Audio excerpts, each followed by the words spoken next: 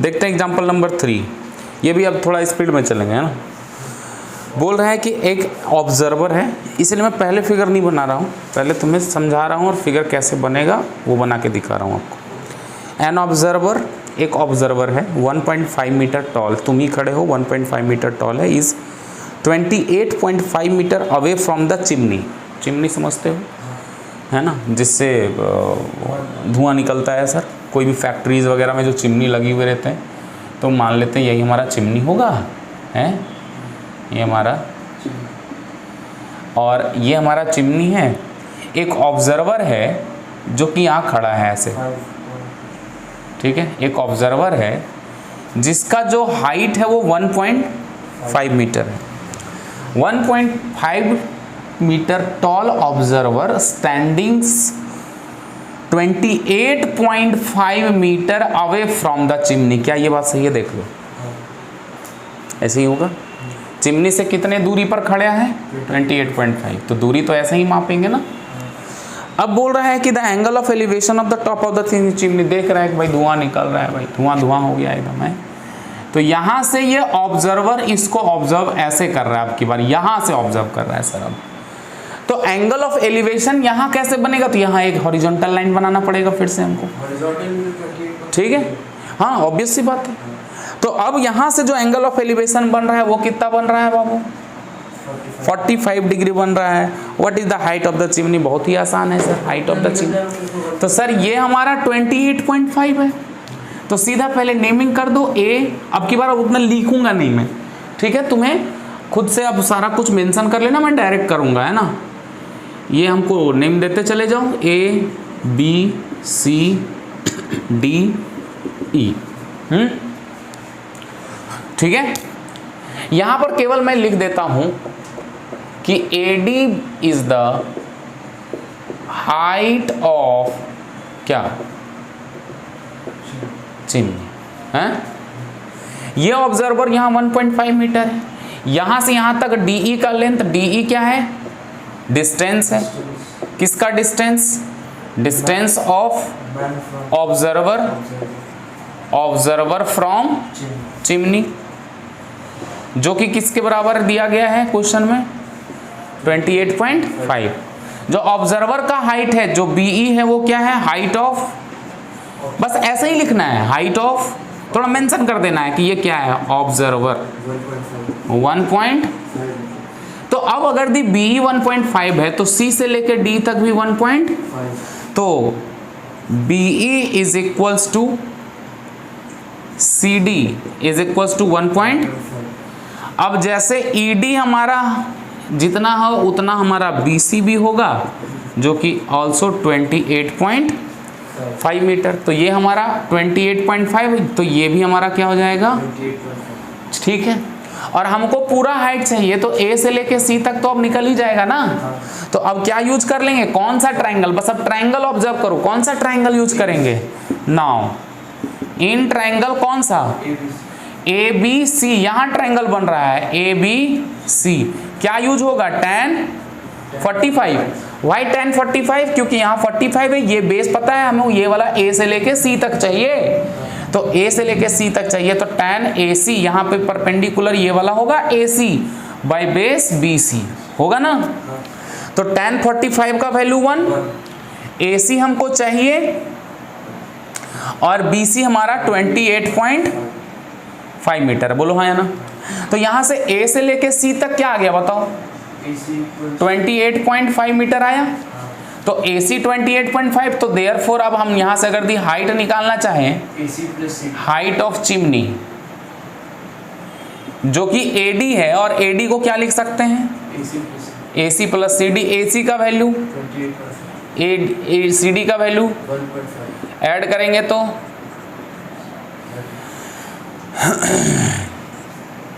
क्या ये बात सही? क्या आसान है? ऐसे ही क्वेश्चंस बनेंगे। ठीक, नेक्स्ट बढ़ते हैं, बना लेना।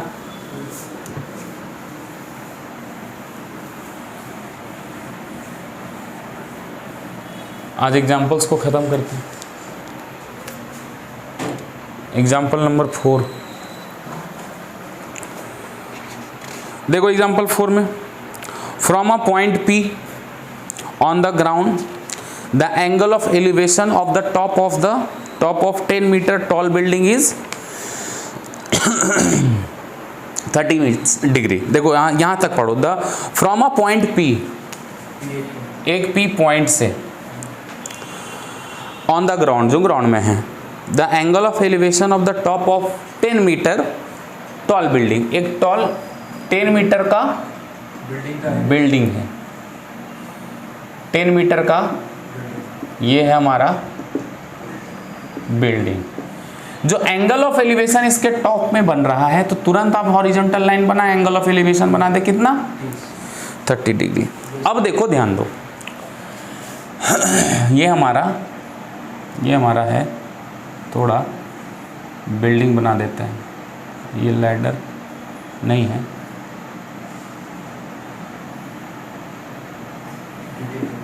टेन मीटर, हाँ।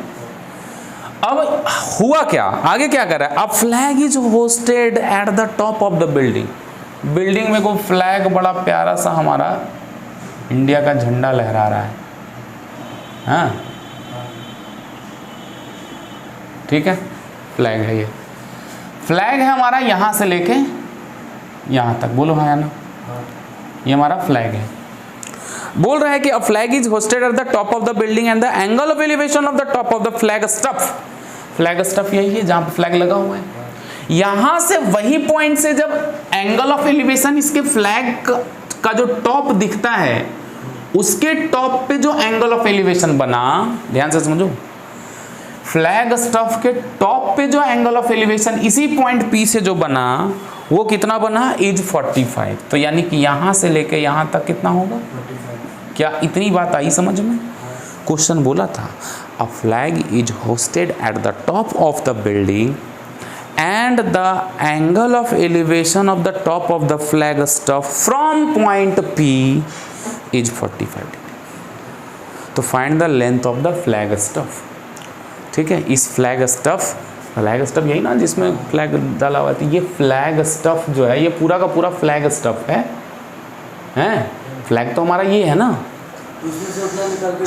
तो हाँ, तो अब आपको क्या करना है, and the distance of the, एक और सवाल है, दो सवाल है, find the length of the flag stuff and the distance of the building from the top, from the point P point से इस बिल्डिंग का डिस्टेंस ये निकालना है, और हमें इस ये वाला निकालना है, ये हमारी फ्लैग स्टफ का लेंथ निकालना। तो सर यहाँ से ये निकाल लिए, तो दो ट्रायंगल आपको यहाँ दिख रहा होगा, तो सर AP बोल दो, इसको A बोल देते हैं, यहाँ B बोल देते हैं, यहाँ C बोल देते हैं, कोई दिक्कत। सबको मेंशन कर दो कि AB इज इक्वल्स टू क्या, AB is equals to 10 metre, this is the edge height of building. ये तो ऐसा ही निकल जाएगा सर P। फिर हम बोलेंगे कि BC इज इक्वल्स टू, यही हमारा क्या है, BC is height of flag stuff, हाँ, समझ गए। तो हमें चाहिए क्या क्या, पहला फाइंड करना है, तुम यहाँ लिख देना, टू फाइंड, पहला क्या फाइंड करना है, BC यानी कि height of the flag stuff, और दूसरा PA यानी distance of a building from a point P, यही डायरेक्ट ये भी लिख देना तुम, ये भी लिख, ठीक है। तो पहले यही निकाल लो ना, ये तो आराम से निकल जाएगा, बिल्कुल यही निकालना ही पड़ेगा हमको, ठीक है, हाँ। तो यानी कि यहाँ से यहाँ तक निकाल लेते हैं, तो कौन सा ट्रायंगल निकाल लेते हैं, पहला तो हमको पहला हम क्या निकालेंगे, PA निकालेंगे, ठीक है, पहला फाइंड PA। तो इसके लिए कौन सा ट्रायंगल लेंगे हम बताओ, BPA लेंगे, BPA लेंगे। क्या यूज करेंगे, यहाँ BPA में tan 30 लेंगे कि नहीं लेंगे, क्या ये आसान लग रहा है? अब tan 30 के लिए क्या होगा, BA बाय PA, अरे बोलो, BA बाय PA, tan 30 का वैल्यू BA हमको 10 दिया हुआ है, PA निकालना है, तो PA यहाँ से क्या आ गया, 10 रूट। इस क्वेश्चन में दिया हुआ नहीं है क्या, अच्छा हाँ, इसमें भी लिखा हुआ है, कि √3 का वैल्यू 1.73 यूज करना है। ठीक, तो हम PA निकालेंगे, तो ये तो आसान है, इंटू 1.73 से जब मल्टीप्लाई करेंगे तो क्या आ जाएगा, इसको करेंगे तो 17.3 आ जाएगा मीटर। लेकिन हम यही वाला यूज करेंगे जब नेक्स्ट स्टेप में इसका यूज होगा, तो क्योंकि √3 वहाँ फिर आएगा तो कट सकता है। तो ये तो पहला का आंसर हो गया, बताओ हाँ या ना। तो यहाँ नीचे लिख देना कि BC क्या distance of a point P from the building, क्या लिख देंगे, distance of point P from building is equals to 3 metre. हो गया पहला। दूसरा के लिए कौन सा ट्रायंगल यूज कर लो, CP, वेरी गुड। क्या यूज करेंगे आपकी बात, 10/45। क्या यूज होगा, AC या CA बाय PA, इसका वैल्यू 1। हाँ, ये तो डायरेक्ट निकाल नहीं सकते, पूरा निकालेंगे 10 में माइनस कर देंगे, क्या हो जाएगा ये AC, तो सर हमको चाहिए ही PA। ठीक है, क्या हो जाएगा ये PA, हम इसको लिख देते हैं 10√3। लेकिन फिर से हमको 10√3 का वैल्यू पुट करना पड़ जाएगा, इसीलिए हम क्या यूज करते हैं, 17.3 यूज करते हैं। तो AC का वैल्यू क्या आ गया, 3 मीटर आ गया, ये आ गया AC का वैल्यू। सो देयरफॉर BC यानी कि जो हमको निकालना है, BC यानी हाइट ऑफ फ्लैग स्टफ, पूरे माइनस कर देंगे, AC में माइनस कर देंगे AB को। AC क्या है हमारा पूरा का पूरा 17.3 माइनस पूरा का पूरा AC 17.3 माइनस AB का वैल्यू 10, माइनस करेंगे तो 7.3 metre. This is the height of the flag staff. क्या क्वेश्चन आ रहा है समझ? ठीक है। अच्छा क्या था यार, 732 दिया हुआ है √3 का वैल्यू, ठीक है। 732 पूरा ही यूज करना है यार, हम बार बार 73 ले रहे हैं। 732 यूज करना है ना, हमको लगा 2 ही डिजिट तक लिया हुआ है, तो खैर कोई दिक्कत नहीं है, यहाँ तक 32 आ जाएगा, यहाँ भी 32 आ जाएगा, यहाँ भी 32, यहाँ भी 32। ठीक, समझ गए, उससे कोई दिक्कत नहीं है। 1.732 यूज़ करना है, ठीक है। हमको लगा 2 ही डिजिट तक यूज़ करना होगा, खैर कोई दिक्कत नहीं। आई बात समझ में कैसे चीज़ें बन रही है। फिगर बनाना है, क्वेश्चन सॉल्व, फिगर बनाओगे क्वेश्चन का आंसर तुमको खुद ब खुद दिखने लगेगा, समझ गए? हो गया, थक गए हैं? कितना एग्जाम्पल बच रहा है? 3 एग्जाम्पल और बच रहा है, एक और करते हैं, एक और करते हैं, लास्ट 5 तो कम से कम कंप्लीट कर लो, ठीक है।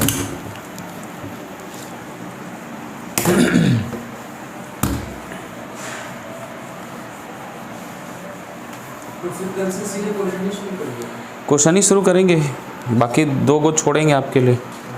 हाँ चलो ये देखो,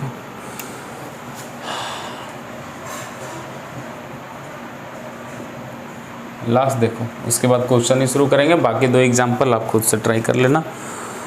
क्वेश्चन क्या कह रहा है, the shadow of the tower standing on the level, अब थोड़ा यहाँ समझना, the shadow of the tower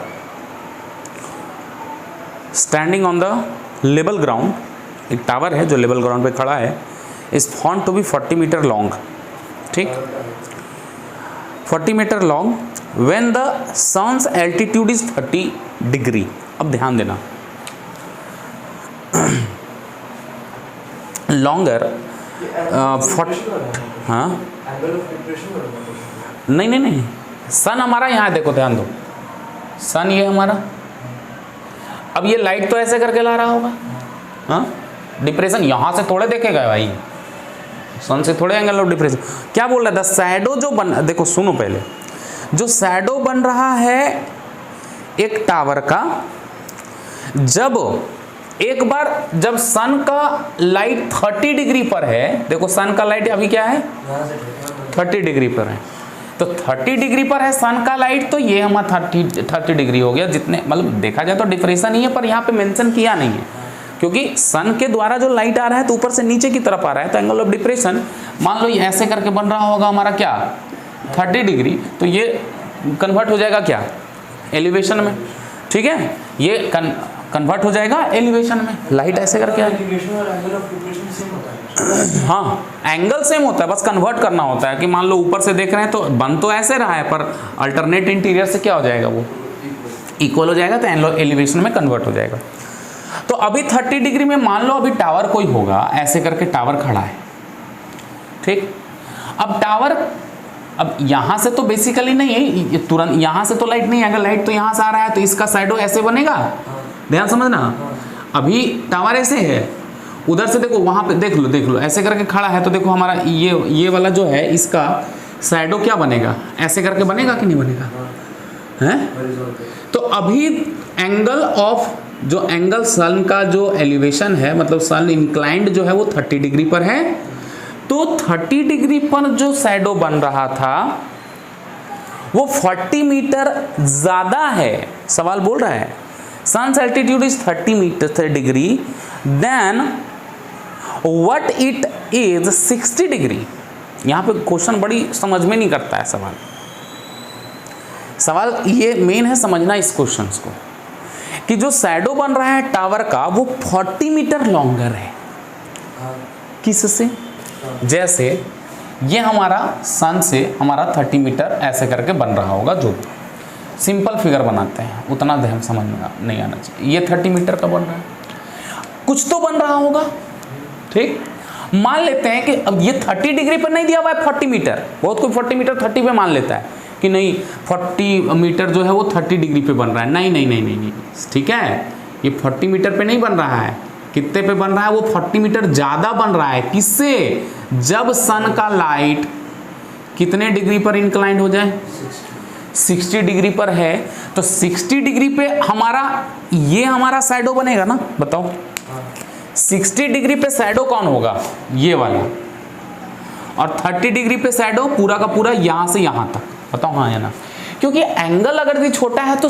जो शैडो है वो बड़ा बनता है, सुबह सुबह अपना ही शैडो काफी बड़ा बनता है, जैसे जैसे सन का लाइट ऊपर की तरफ जाता है आपका शैडो छोटा होता चला जाता है, यानी कि एंगल बढ़ता चला जाता है, तो शैडो तो 30 डिग्री पे टोटल हाइट नहीं पता हमको, टोटल कितना लेंथ का शैडो बना नहीं पता, लेकिन हमें एक बात पता है कि जितना भी बना होगा 30 डिग्री पे फिर 60 डिग्री पे, तो 30 डिग्री के कंपेयर में 60 डिग्री का जो बना वो 40 मीटर ज़्यादा बना, यानी कि यहाँ से लेकर यहाँ तक 40 मीटर होगा, बात समझे या नहीं समझे, यहाँ से यहाँ तक ही ना 40 मीटर होगा, क्योंकि टोटल से इससे ये 40 ज़्यादा है, तो ये जितना होगा प्लस 40 डिग्री ज़्यादा बना होगा 40 मीटर। समझ में आया या नहीं आया, समझ गए कि नहीं समझे, समझ गए। ये 60 डिग्री वाला शैडो, 60 डिग्री पे शैडो हमारा यहाँ बन गया, तो हम मान लेते हैं कि 60 डिग्री पे जो शैडो बना होगा वो x बना होगा, x मीटर का शैडो बना, चलो x मान लिया, अब यहाँ मानना होगा तो ज़्यादा आसान होगा। तो बोल रहा है कि 30 डिग्री पे जो बना वो 60 पे जितना बना होगा उससे 40 ज़्यादा बना, यानी कि यहाँ से टोटल यहाँ तक जो शैडो बना होगा वो x प्लस 40 मीटर बना होगा, ऐसे समझो। इसका मतलब ये हुआ टोटल यहाँ से यहाँ तक x प्लस 40 और ये हमारा x, तो यहाँ से केवल यहाँ तक अगर दिले तो 40 होगा। तो खैर उसकी ज़रूरत फिलहाल हमको जब ज़रूरत पड़ेगी तो कर लेंगे, पर आई थिंक ज़रूरत पड़नी नहीं चाहिए। A B C D question समझ में आया या नहीं आया, आ गया। तो हमें चाहिए क्या, हमें चाहिए height of the find the height of the tower, tower का हाइट क्या होगा, यानी इसका हाइट क्या होगा ये आपको निकालना है, इसका हाइट, तो इसके हाइट को क्या मान लेते हैं, h मान लेते हैं। ठीक, बस यहाँ क्वेश्चन समझ में आ गया। तो चलो सॉल्यूशन फटाफट कर लेते हैं। Let A B is equals to h be the height of tower. यहाँ ए बी सी यहाँ दिया ना, जो बी सी है वो शैडो बना है, शैडो एट 60 डिग्री, उसको x मान लिया, लेट है। देन जो बी डी है वो शैडो एट 30 डिग्री, क्या हो जाएगा, x प्लस 40 मीटर, क्वेश्चन के अकॉर्डिंग सारा कुछ लिख दिया। तो दो ट्रायंगल है ना, दोनों यूज होगा ना, है? तो यहाँ दो वेरिएबल है ना भाई, यहाँ x है यहाँ h है, दो वेरिएबल है ना, तो दो इक्वेशन बनेगा ना, दो ट्रायंगल यूज करेंगे तभी ना दोनों आएगा।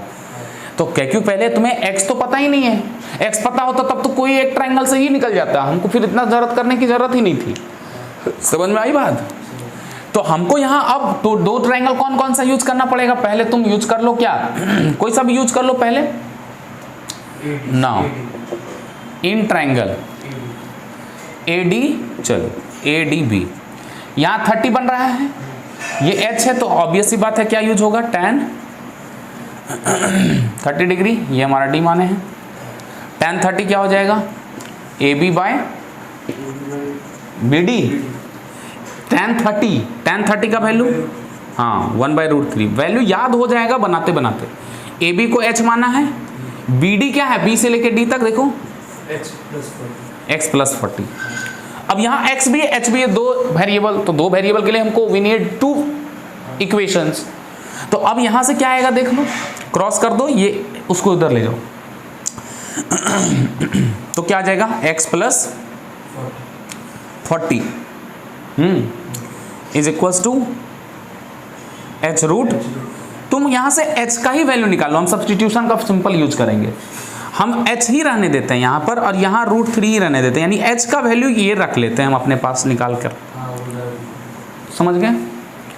और अब हम यूज कर लेते हैं क्या, नाउ इन ट्रायंगल, कौन सा ट्रायंगल, AC, हाँ, तो ACB में क्या यूज होगा, tan 60 के लिए क्या हो जाएगा, AB by BC, AB by BC। tan 60 का वैल्यू, AB का वैल्यू h, AB का वैल्यू h, BC का वैल्यू x।